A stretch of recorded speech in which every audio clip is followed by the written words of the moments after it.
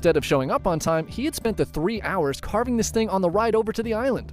Seeing this enrages Kojiro even more. Musashi's not even giving him the respect of facing him with his infamous two-sword style, and instead is planning to fight him with this?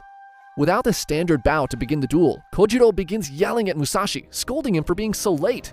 This disrespect will not go unpunished, and he unsheathes his sword and throws the scabbard to the ground, signaling this will be a duel to the death.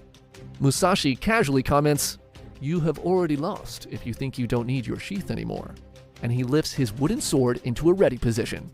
Kojiro, now fully blinded by rage, charges in using his signature technique called the swallow cut. Musashi barely dodges, and his headband is sliced off his head. He jumps away and positions himself with the setting sun at his back. The late afternoon sun reflecting off the water blinds Kojiro, and he squints to try to keep track of his opponent. Seeing this opening, Musashi heaves his wooden sword and with all his might strikes Kojiro with a blow to his head. Kojiro cannot defend himself properly, and the sound of his skull cracking echoes on the beach, leaving his disciples gasping in shock as his limp body falls lifelessly to the sand. The greatest samurai duel in history is over in just one strike. Musashi, seeing Kojiro's disciples beginning to go from shock to anger, quickly jumps back on his boat, and his oarsman brings him back to the main island with no celebration. Now, you may be saying, okay, that's pretty epic and all, but what was up with the boat oar? Well, that was actually part of Musashi's plan too. He had learned of Kojiro's giant odachi, and knowing he could not beat him with his standard katana, he carved his wooden sword to be 2 inches longer than Kojiro's weapon, taking away his greatest advantage.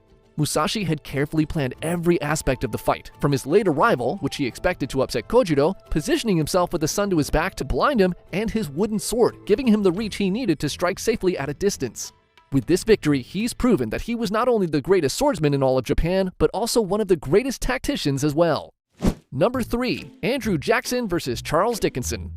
Here in the US, we have a history of electing unhinged psychopaths to the office of the president. And out of everyone who's ever been commander-in-chief, I think Andrew Jackson is probably the craziest person we ever put in there.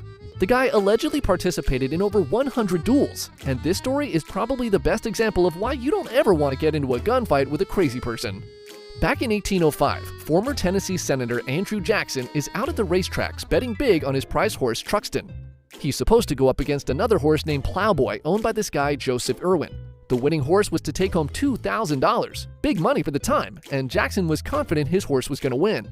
But days before the race, Irwin's horse gets sick and can't run. The men get into a disagreement about how much money Jackson should get from this situation, and most likely, Jackson is being a complete asshole, as he was known to be. Irwin's son-in-law, Charles Dickinson, hears of this and steps in. Dickinson, like Jackson, has a huge ego and a hot temper, and it doesn't take long before the two start